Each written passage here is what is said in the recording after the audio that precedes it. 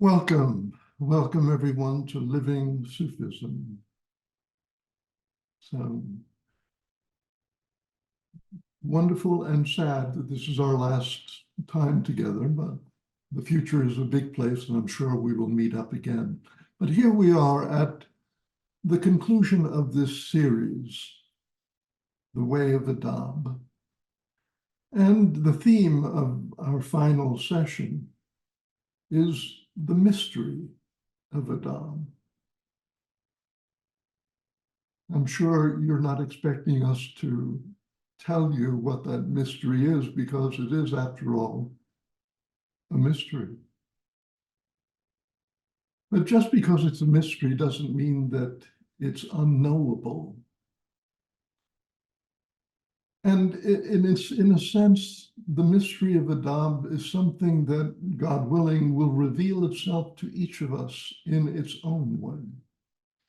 And what we can do together today is to sort of open the space and lay the groundwork for that mystery to arise within our relationships.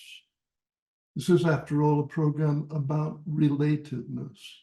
We began with the premise that reality is relational, and we hope that over the course of these 5 months, that has become, if not clear, certainly viable as a way to approach this question, what is real? Well, what is real is a function of how we relate to ourselves, to others, to our intimate partners, to the gathering, to the world.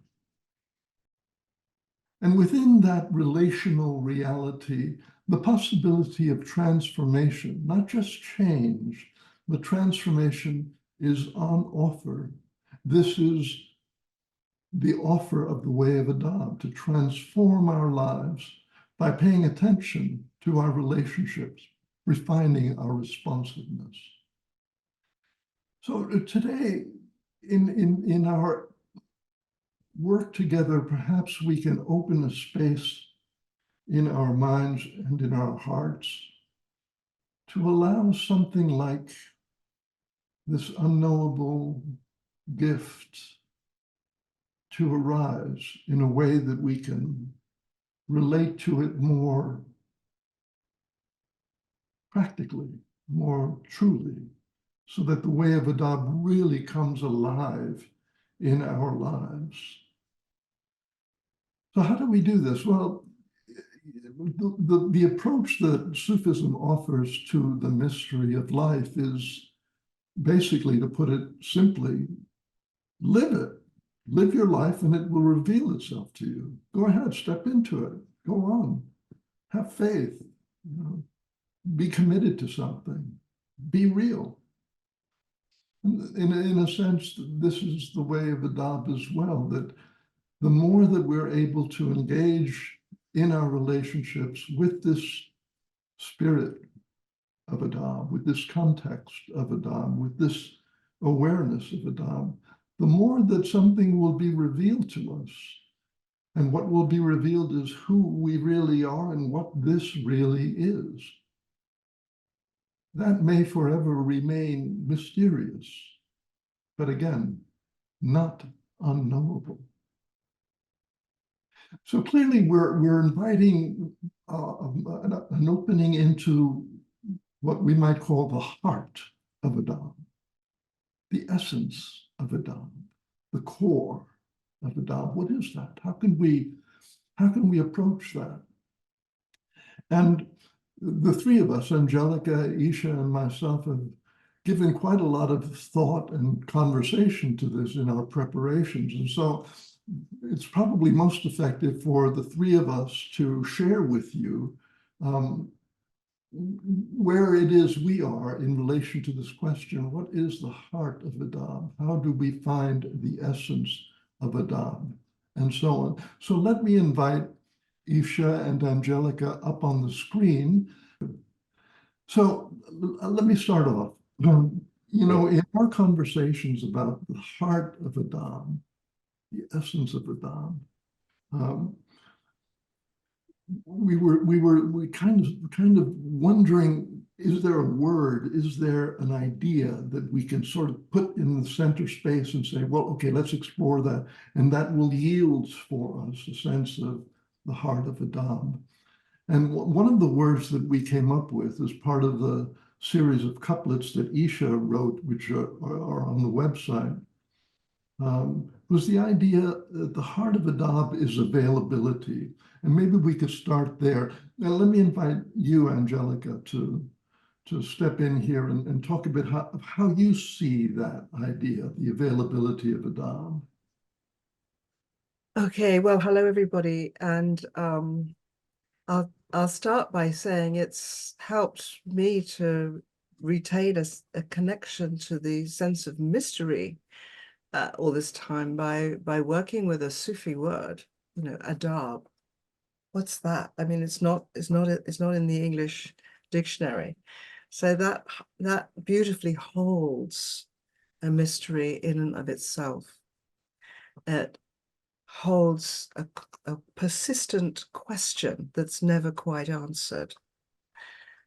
But I think the matter of availability in the heart of Adab has to do perhaps with my availability to the deeper and more subtle fields of my own experience, where I'm getting out of my own way, where I'm not driven by known, defined needs and pre-known patterns of wanting and patterns of behavior, but more being interested in my availability to this deeper, quieter field of experience within, which is one that, of course, we all share, because essentially I'm talking about presence, the simplicity and the depth and subtlety of human presence.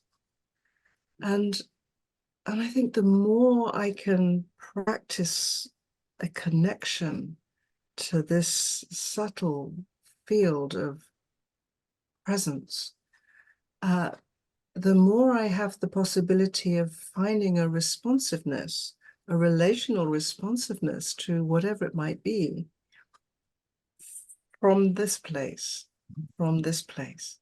And this will allow for a freshness, a creativity, a newness in the moment, each moment, according to what's here and what's in front of me. So maybe I'll stop there for now. Isha, do you have any thoughts? Well, yeah, Angelica, this idea of being present in I won't say deeper place, but in a deeper state, perhaps, or I don't know how to determine it in terms of mind or heart or body, because what you're describing is something that is whole of itself. The other aspect of this really interesting word, availability, is that it kind of begs the question, available for what or for whom, to what or to whom, and that just simply reinforces, I think, through the obvious implication that of this relationship that Quran was talking about earlier, that it is in some form of relationship. I mean, right now, when you're looking at me, some of you can see this little black ear sticking up in the corner of my picture. She's gone now, but she comes back, which is my cat, Radha. She is immediately available and is present for me, even as I'm trying to be available for you and present for you. So, which speaks in an interesting way to the, I don't know, on a granular level, the variety of what is available in a given moment, and how we find our way with the heart to sift through that. without, I think without really doing it, that we find our way. That's what this availability does for me. I love what you both said here. This is so interesting because the thing, you know, and I agree with you, Isha, without really doing it. And yet the word availability is really helpful. It's a simple word. It's not a romantic word. It's not a pretty word necessarily. But it does provide us the opportunity to ask ourselves, am I available? Or am I no? Am I blocking things off? Am I restricting the channels that I'm willing to accept information on or relationship on? It's a question that we can ask. Am I available? And then if we can ask that question, and why wouldn't we be able to just honestly say to ourselves, am I available right now? If we can do that, then these other possibilities come into play that you've mentioned. This idea of available to what? To whom? Certainly on one level, available means available to whatever is going on right here and now, because here it is. It's not available doesn't mean that I'm just going to accept this part of it. It's like, here it is. And so there is that. There's a real practical question there. You know, in a conversation with somebody starts talking about some conspiracy theory, and you immediately close your mind to that because it's a conspiracy theory. This guy's crazy, right? Well, that really is an attenuation of availability. Doesn't mean you have to accept or believe. Availability doesn't mean accept. And what you mentioned, Angelica, is also so interesting because in inviting us to see this other level of availability, so it's not just available to what's going on, it's available to something that is enabling this to go on, you might say, to how this is going on. And you used the word shared. That's an interesting idea. It really rang my bell. So it means that at that level, whatever it is I'm trying to be available to is the same thing you're trying to be available to in some way. Is that what you intended with that?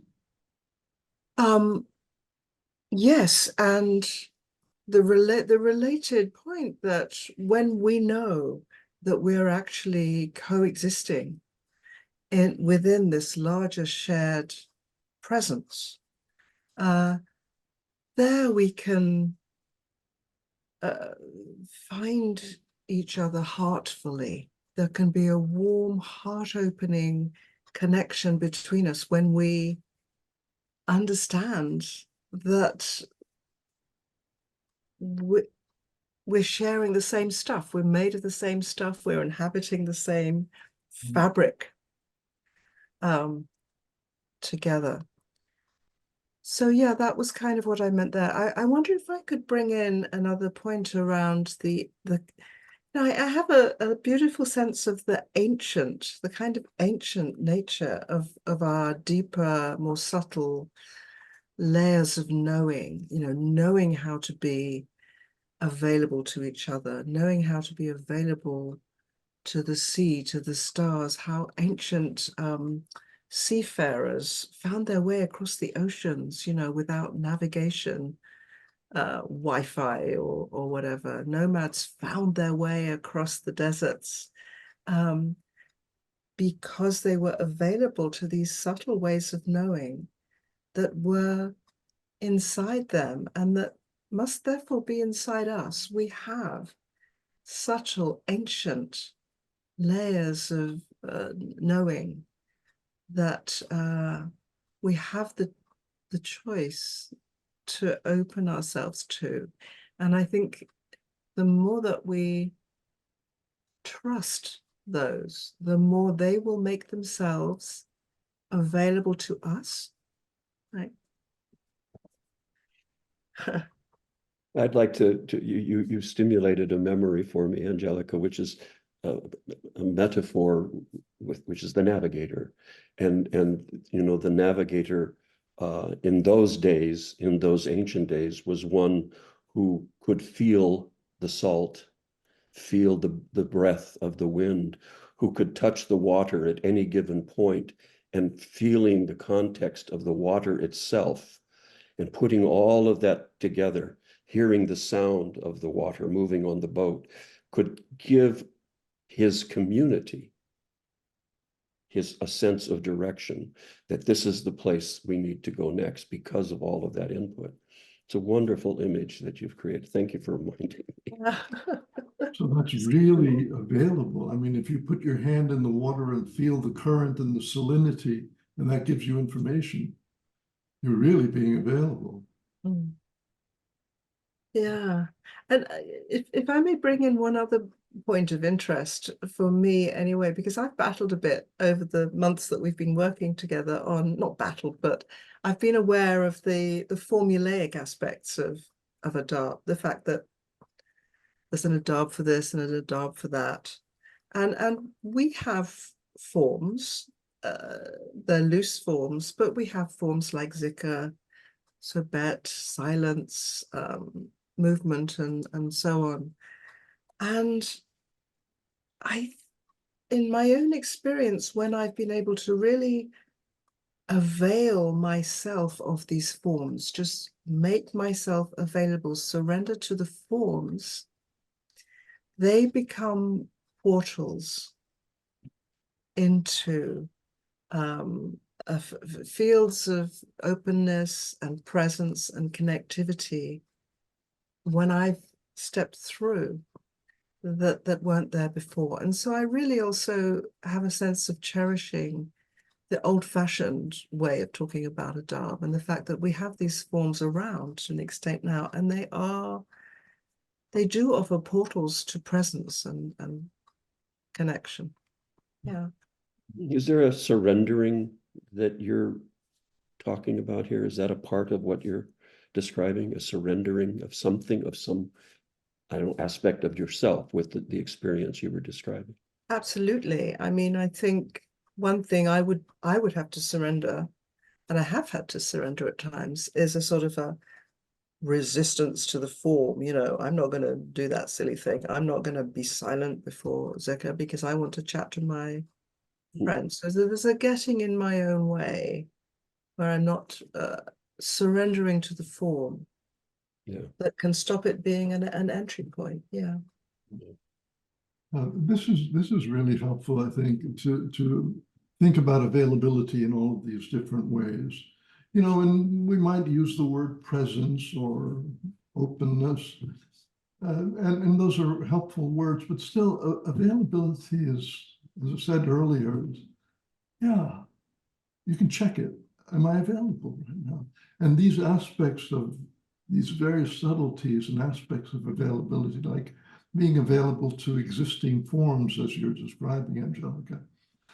So let's move on here. This feels like, okay, we're moving in the direction of the heart of Adab here, and in our next phase here in this program, we're going to go into a breakout group. And Angelica, why don't you help us prepare for that breakout group? Okay.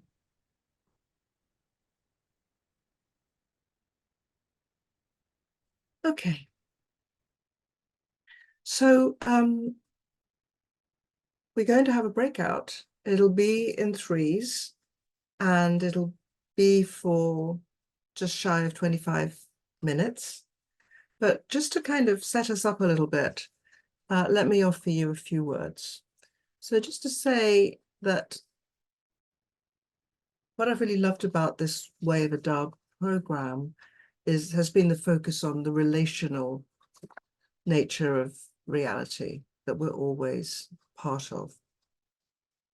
And the focus on questions about how to do that well, how to really be together from presence, from simplicity, from authenticity, from really being ourselves, in ways that support each other's presence, support each other's hearts. And I've also loved the way, as I was maybe mentioning a moment ago, about how this subject of Adab brings with it questions for me that I find interesting about the relationship between form and freedom. The forms of Adab bring the freedom of the openness of the heart. Adab offers forms of behavior in our situations together that can become vehicles for experiences of connection, but also of harmony, of meaning, of remembrance. Vehicles for the experience of joy. The other form that I find most helpful in this work is the form of the question, the simple question. And it feels so different, when I find a simple question in my wondering about a topic and trying to know what it is, trying to know a state that I'm in, trying to understand some Sufi concept or another, to really chisel out a simple question is a form that can open. It can open and make available, a soft, absorbing landing for new information, new understanding, new insight, new energy.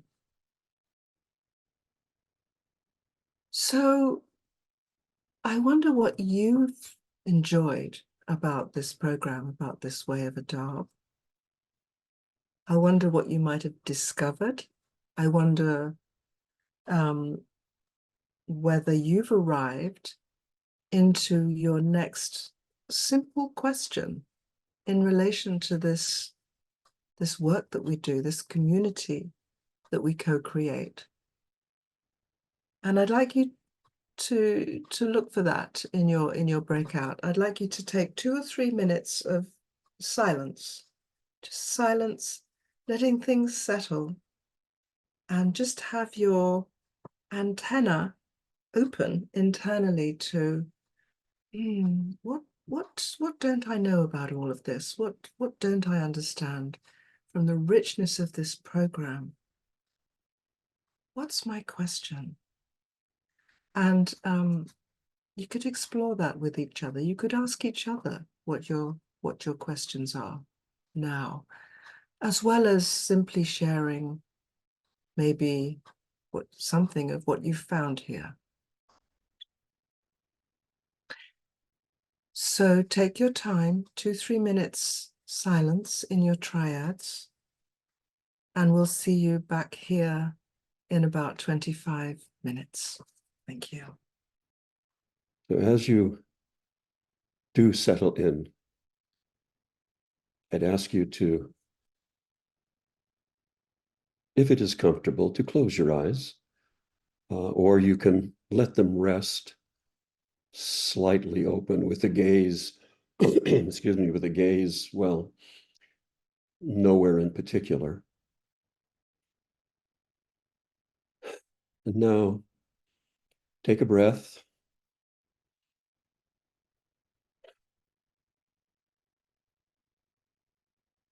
As you take your next breath, feel it moving within your body. Allow that bodily sensation to ease you into this place where you are now. To just breathe. Now breathe the inner life. The human being is a guest house. Every minute a new arrival. Breathe. Welcome these visitors. Be grateful for whoever comes. Breathe. Now is the time for the world to know that every thought and action is sacred. Breathe. Now is the season to know that everything you do is sacred.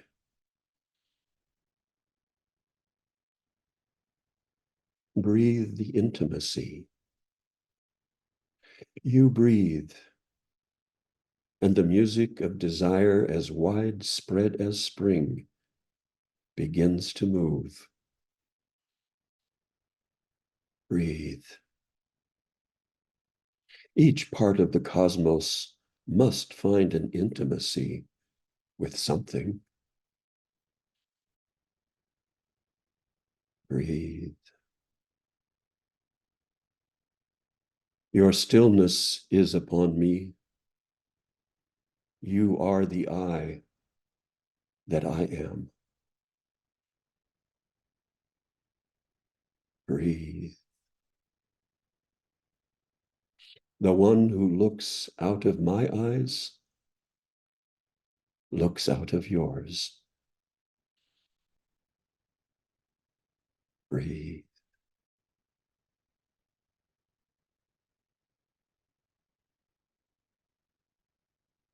Breathe the gathering. Sama through music and song, movement and prayer, and especially zikr, lifts the spirits, inspires awakening, and deepens the bonds of our timeless community. Breathe.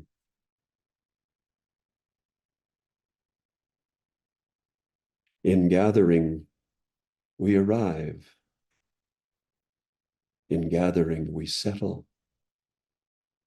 In gathering, we attend. And in gathering, we engage. Breathe.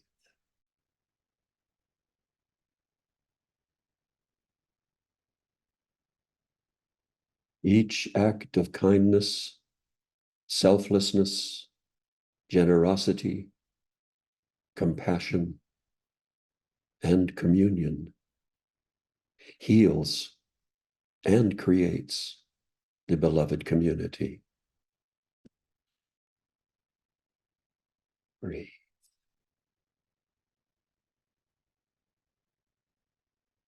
Breathe the world.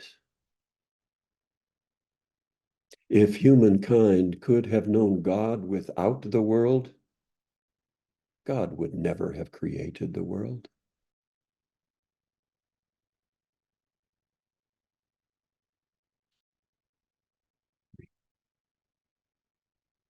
Our sense of music, our attraction, shows that there is music in the depth of our being.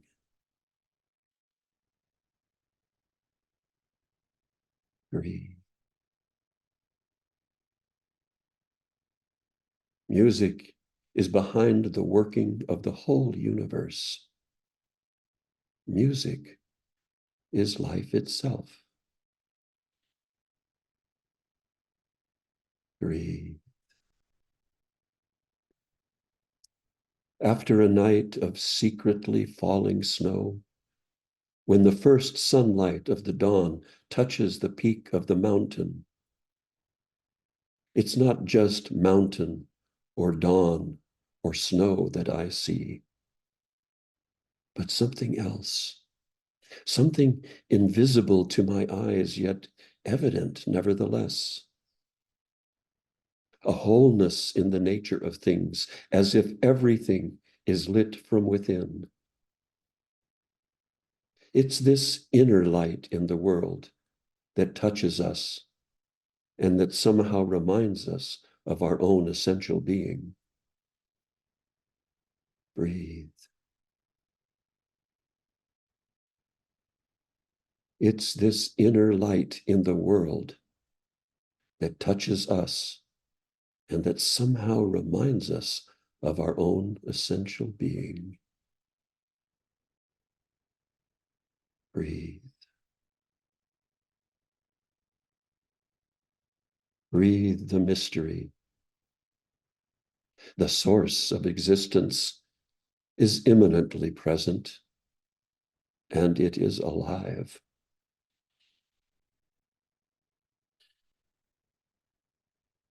Everything we see and feel, including the intimate and ever-changing feelings of our body, and the thoughts we think is inseparable from the source of existence. Breathe. Presence is silence itself, perfectly clear, open, and contentless. This is a real stretch. Can we find one word, one attitudinal shift, one breath that instantly puts us upon Adab's path? Each of us has to answer this question for ourselves.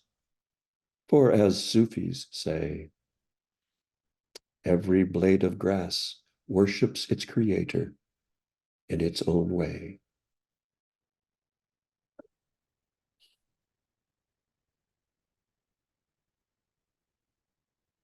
Quran. Thank you, Isha.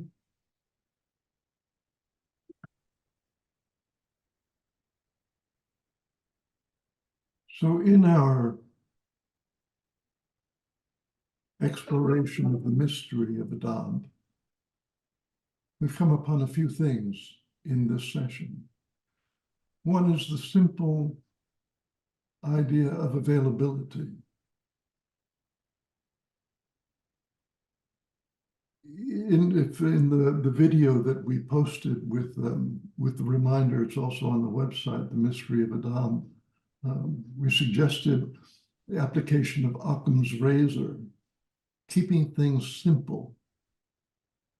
If we want to live the way of Adab, availability, breathe. What better way to open oneself than to remember in a moment of relationship? Breathe. And there is one more way to plumb the mystery of Adab, one more entry point into the heart of Adab, and that is a question.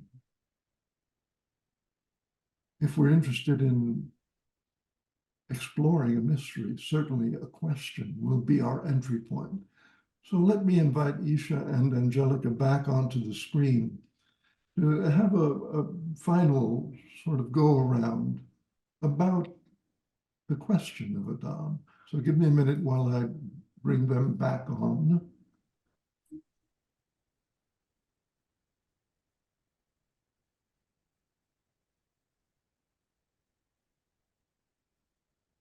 Isha, I seem to have stopped your video.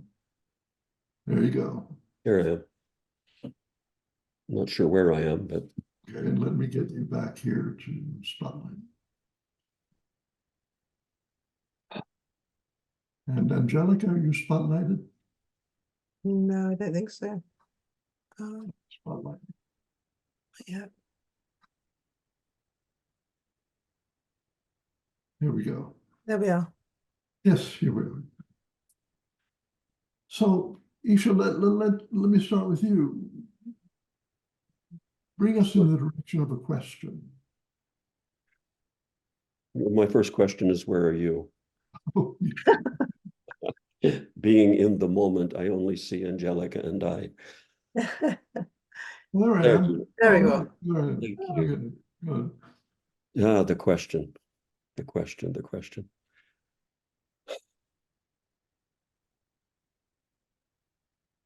This availability that we discussed earlier, and it's the posing of this question in another form, which was available for what? Available for whom? It's only half the process, it seems to me, because when we then apply what Angelica has pointed at so much to a deepening, and when we apply Quran, you're reminding us continually of the relationship of where we are and what we are about. the question can find another form, and I'm going to present the question that I think we've come to, and try to look at it, it's faceted, and look at its facets. For the question is, what is asked of me now, rather than the who's and why's and what's.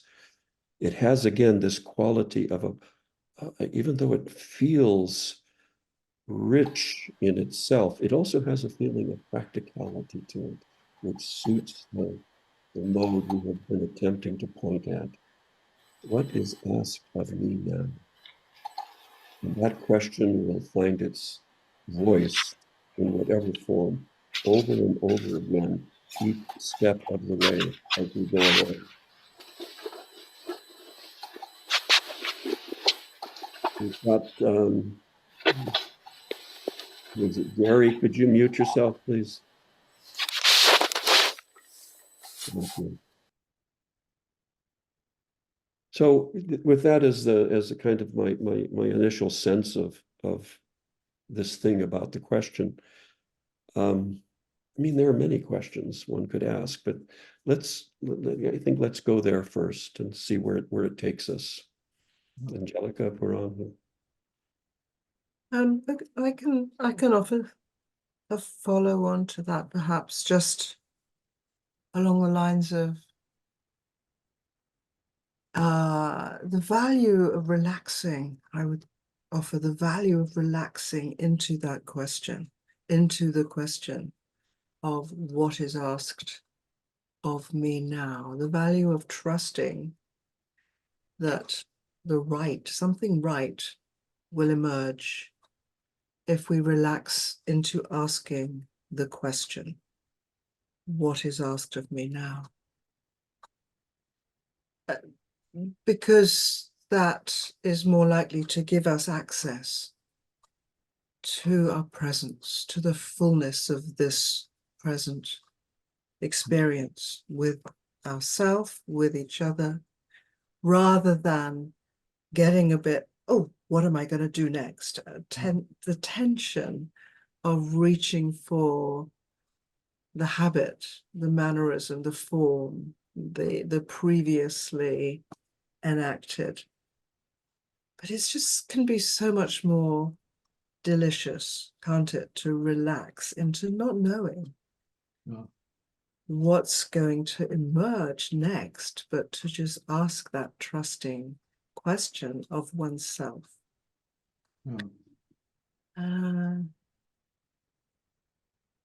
And of course,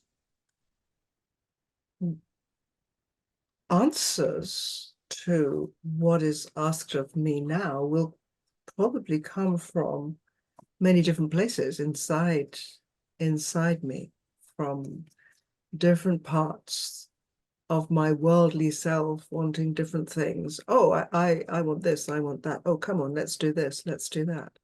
So the awareness of those impulses, those voices, those needs, not having to be met or followed with the relaxation of, yes, hello, I see you're there, but what is really asked of me now in this moment, if I rest a little into it? You know what's showing up in this conversation, kind of for the first time, in my mind, is that this notion of availability is the prerequisite. If you're not available, don't even bother asking the question, what is asked of me now, because it's going to be answered in a very limited way. And as you said, Angelica, relax. Well, breathe. Yeah.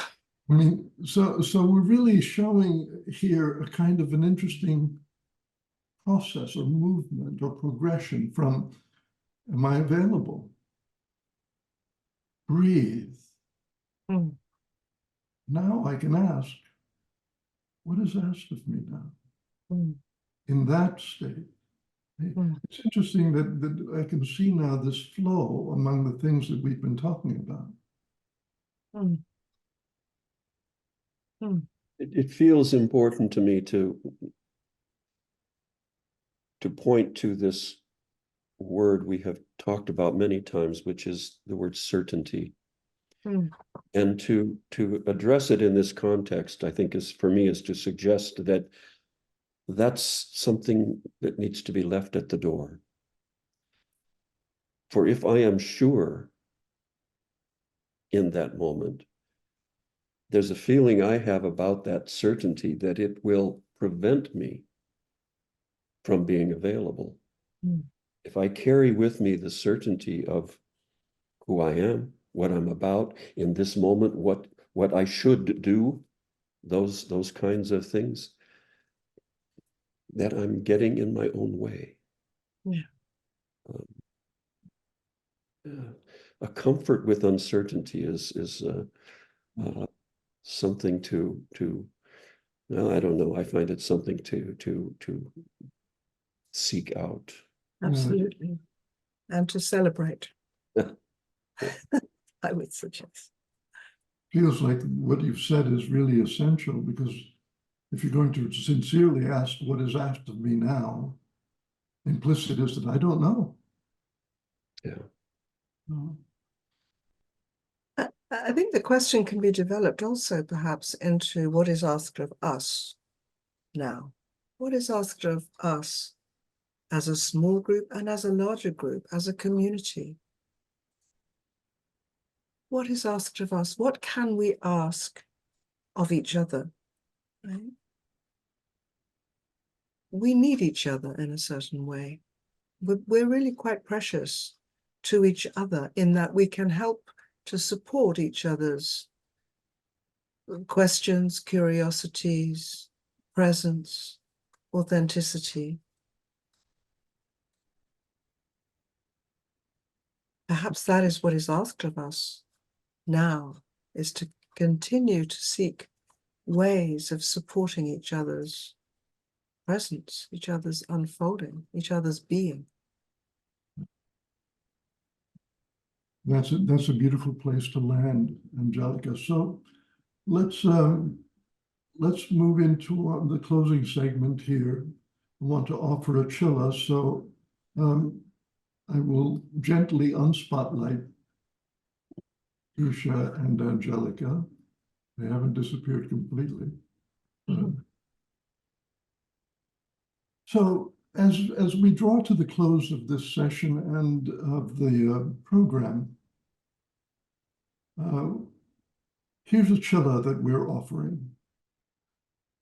This is the final chilla of the program, and you've probably experienced in the previous chillas that we've offered that some of them feel almost impossible, and some of them just feel difficult, and some of them are easy.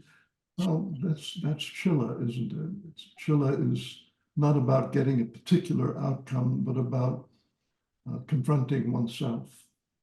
So the chilla is this. For the next month, you can do it longer, but at least for the next 28 days, 3 times a day, stop for 1 minute or so and breathe. And as that minute elapses, ask in the most intimate way you're capable, what is asked of me now? So for the next month, 3 times a day, stop for a minute, pause. You know, it might be while you're sitting in traffic, or just before you prepare a meal, or you're sitting down to watch a movie, and before you press start on the remote, stop. And just ask yourself, without the expectation that an answer is going to suddenly appear, but developing the habit of stopping, breathing, and asking, what is asked of me now?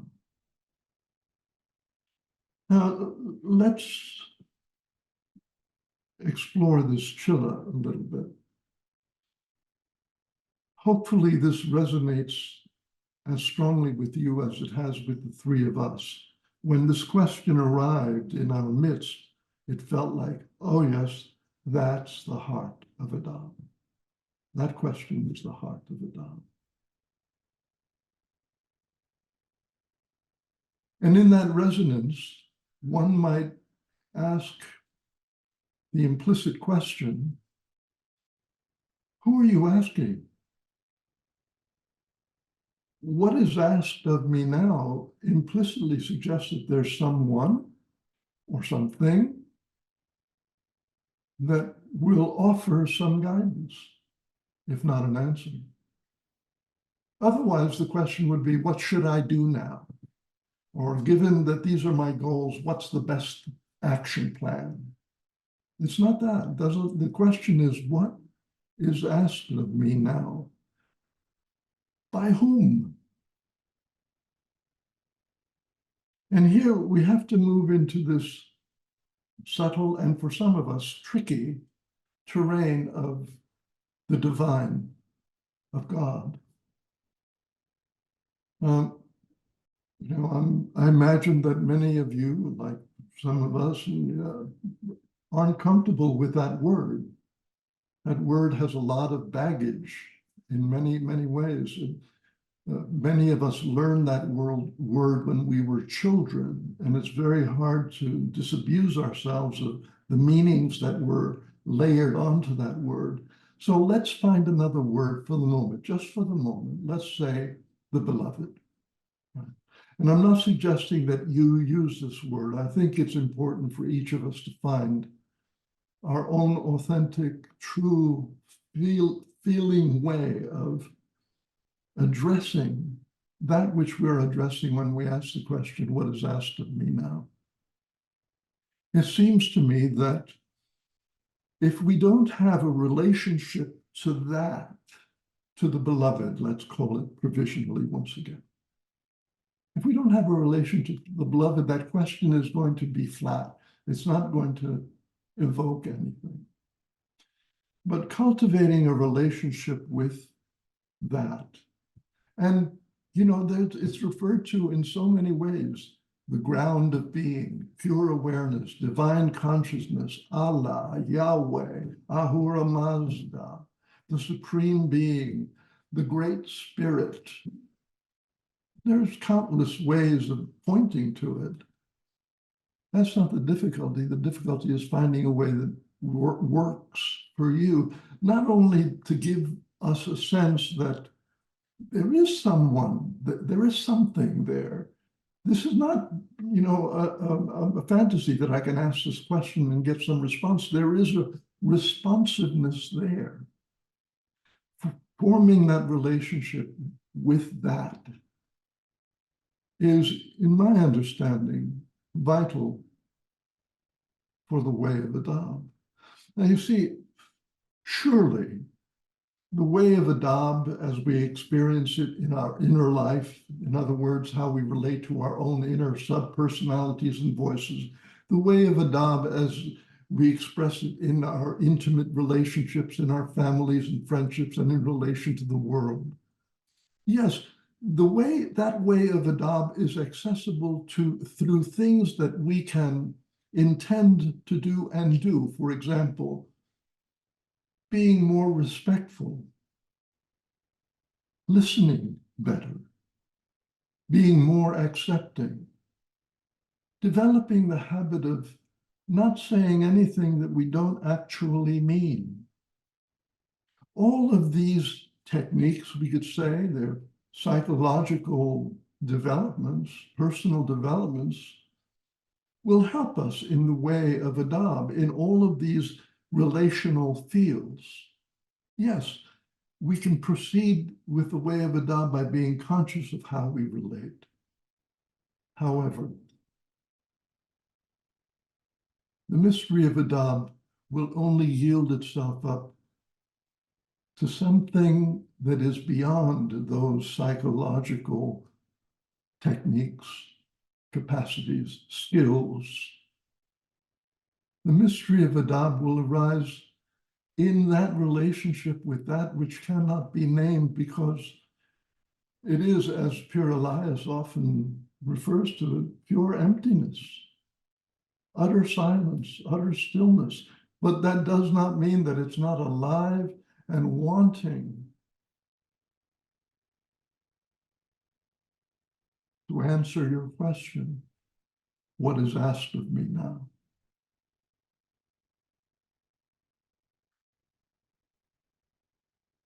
This is as I said, can be a tricky process for us to find and develop a true, heartfelt, living relationship to that which cannot be named, to that which is beyond our ability to conceive of it. It can be very, very difficult. So, to try to help in this process, I've created something called the God Game, which you'll find on the website, and I'll provide a link to it in the reminder that we send once we have the recording of this up online. The God Game is, I call it a game because hopefully one engages with it playfully rather than a thought experiment, which is serious. And the object of this game is to help each of us discover that field of relatedness to that which has no name. And yet, unless we name it, how are we going to, unless we have some way to address it? As Elias often says, the heart needs a thou.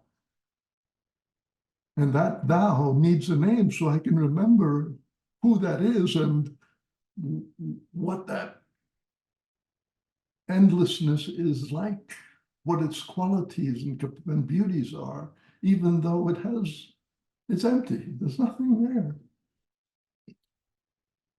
And yet, there's nothing but that there.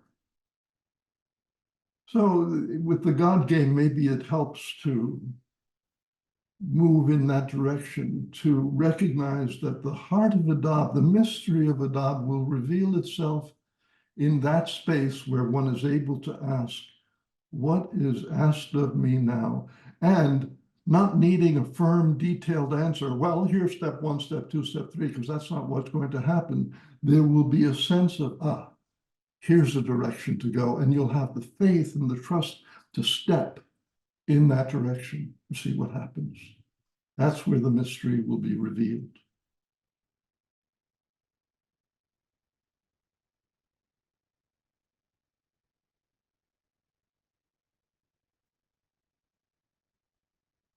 At the beginning, I said we can't tell you what the mystery is, but perhaps we can paint a picture of something that might help us sense the presence of this mystery.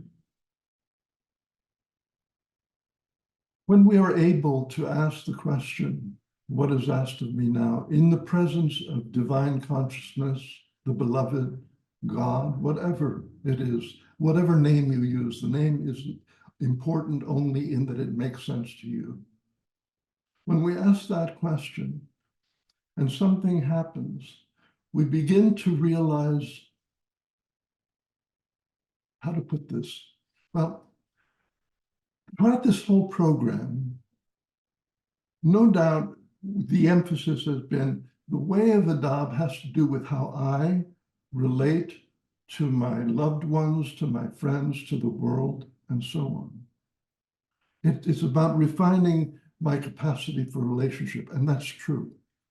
But what hasn't been said, and what is possible as the mystery of Adab unfolds, is that we discover that she, the beloved, is talking to us all the time. That she has an Adab in relation to us. How you will see that, how you will find that, it's up to you. I had an experience the other day that felt very much like the Adab of, let's call it the universe, the Adab of the universe coming in my direction. And it was an experience that otherwise would have been completely forgotten. there's a maple tree outside here, big maple tree, and a couple of weeks ago it began to drop its seeds. I don't know if you know, but the little seeds of maple trees are tiny, little green, pale green, beautiful things. And the whole backyard was covered with them. And I thought, oh, a carpet, how wonderful. And for some reason, I bent down and I picked one up and I looked at it. And I suddenly thought, how does that tree come from that? Right? And in that moment, there was almost a sense of, yeah, there was a sense of utter wonderment. Maybe that was the beloved talking to me. Maybe that was the beloved's adab in relation to me. Maybe this is happening to us all the time, that she's talking to us, she's expressing, she's embracing us, she's touching us in ways that we don't pay attention to because we're not attuned to this that has no name and can never be understood completely. Right? What if that's the case? That may be, well, it certainly is in my life, where I am searching for the mystery of Adab to see what are you saying, beloved? What are you giving me here? What are you telling me? Why did you ask me to bend down and pick this up so that I could marvel? What does that, even in describing the story to you, it's being processed in a level that I may not be aware of. If we follow this path, it seems to me that eventually the way of Adab is superseded by, let's call it the way of enchantment.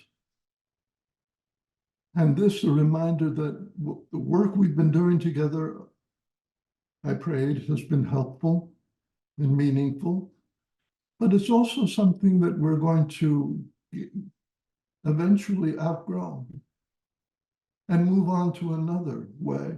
When Adab becomes not something we do or even think about, it's just the way we are. That's it. We don't have to think about it. We don't have to go to a program. It's just, at that point, there is no more a way of Adab. And another way emerges. And I would like to think that that might be the way of enchantment. Not in that you go around, kind of out of it, but that our lives can be lifted. We still have to do the things we have to do. We still have to pay the bills and take care of relationship problems and make sure the house is repaired and so on and so forth. We still have to take care of our bodies. But that whole game is elevated because now we can see this ongoing adab between us and whatever it is that put us here for whatever reason she put us here. Enough said. Thank you so much. Thank you all for your participation. I want to give a gesture of thanks to Carol, who is in the background, makes all of this possible, and who in many ways is responsible that we're online at all, because she started this 20 years ago or so. Thank you, Carol, for your help. I want to thank all the mothers out there. Today's Mother's Day. And so where would we be without our mothers? And we wouldn't be without our mothers. And, even those of us who've had difficult moms, wow, what an adab is there just in that being a mom. Right? And